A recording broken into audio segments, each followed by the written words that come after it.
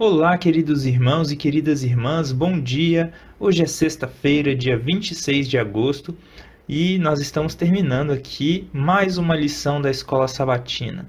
Estamos vendo aqui sobre uma vida de louvor. E para finalizar hoje, nós temos aqui algumas recomendações de leitura, algumas citações e algumas perguntas para consideração, como nós temos toda sexta-feira.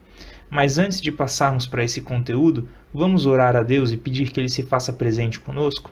Oremos.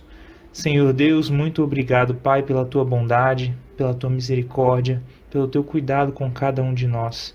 Senhor, nós vimos muitas razões pelas quais Te louvar, vimos relatos na Tua palavra de pessoas que Te louvaram em situações difíceis, que encontraram forças no Senhor para vencer. Vimos relatos onde o louvor foi uma arma poderosa para vencer as batalhas. Que nós possamos aplicar todas as lições que nós aprendemos ao longo dessa semana, ensinadas pelo Senhor na nossa vida.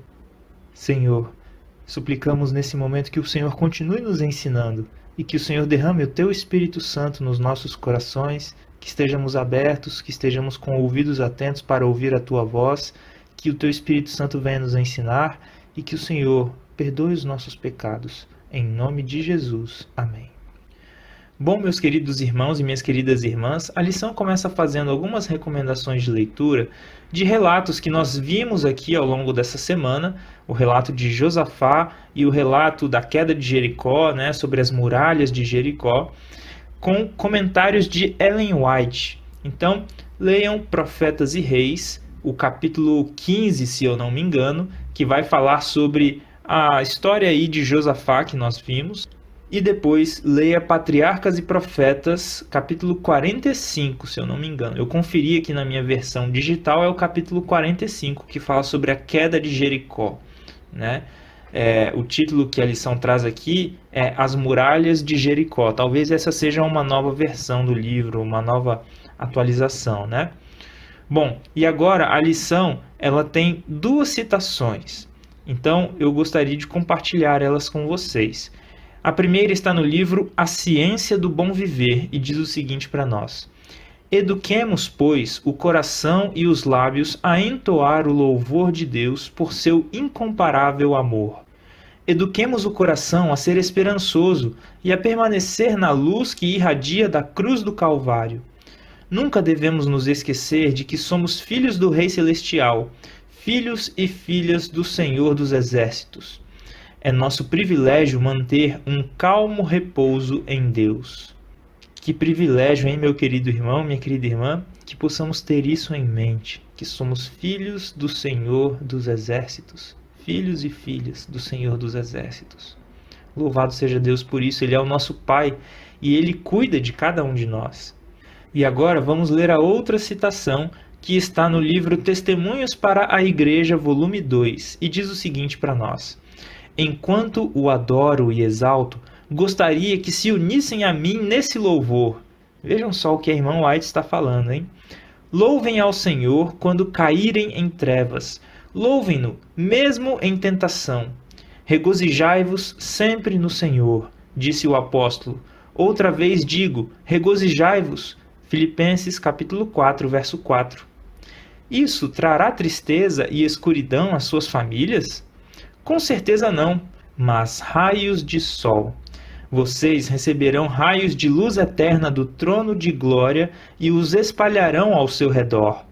Quero exortá-los a se ocuparem nesse trabalho, irradiando luz e vida à sua volta, não só no próprio caminho, mas na trajetória daqueles com quem se relacionam. Seja seu objetivo tornar melhor a vida dos que os cercam, erguê-los e apontar-lhes o céu e a glória, levá-los a buscar, acima de todas as coisas terrenas, o tesouro eterno, a herança imortal, as riquezas imperecíveis. Que esse seja o objetivo da nossa vida, meu querido irmão, minha querida irmã. E agora nós temos aqui algumas perguntas para a consideração. Primeira pergunta: qual é o papel do louvor congregacional na vida do cristão?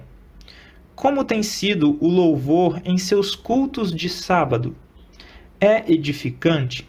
incentiva os membros a manter a fidelidade em meio a provações? Se não, o que pode ser feito? Vejam só que perguntas importantes, hein? Será que o louvor tem sido edificante? Será que o louvor tem exaltado a Deus? Ou será que é só um louvor que nós achamos gostoso cantar, mas não nos lembramos de que é Deus que merece ser louvado e que através daquela música, daquele hino, é Ele que está recebendo esse louvor, essa glória, essa adoração? Que nós possamos refletir sobre isso também. Agora, vamos ver a segunda pergunta. O que significa louvem ao Senhor quando caírem em trevas? Ou louvem-no mesmo em tentação? Como o louvor pode nos ajudar nessas situações? E aí, meu querido irmão, minha querida irmã, se você está em trevas, se você está em tentação, será que o louvor pode te ajudar? Nós já vimos que sim. Lembrem-se da história de Josafá, da história de Paulo e Silas que nós estudamos ao longo dessa semana. Leiam também o Salmo 116. É um salmo de ações de graças. Vocês vão ver que tem alguma coisa a ver aqui com essa pergunta. Leiam lá. É um salmo maravilhoso. Agora vamos para a terceira pergunta. O louvor afetou sua vida?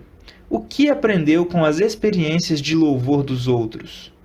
Nós já vimos aqui que aquela experiência de louvor de Paulo e Silas, por exemplo, transformou a vida do carcereiro, transformou a vida daqueles presos que estavam ali. Muito interessante, hein? E aí, será que você já aprendeu com o louvor de outras pessoas, com a experiência de louvor de outras pessoas?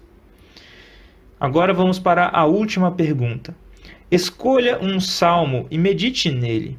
Que impacto o louvor tem em sua fé? Bom, queridos irmãos e queridas irmãs, essa semana nós vimos o Salmo 145 em algum dos dias. Acho que vale a pena ler novamente. Leiam também o Salmo 111 e o Salmo 113.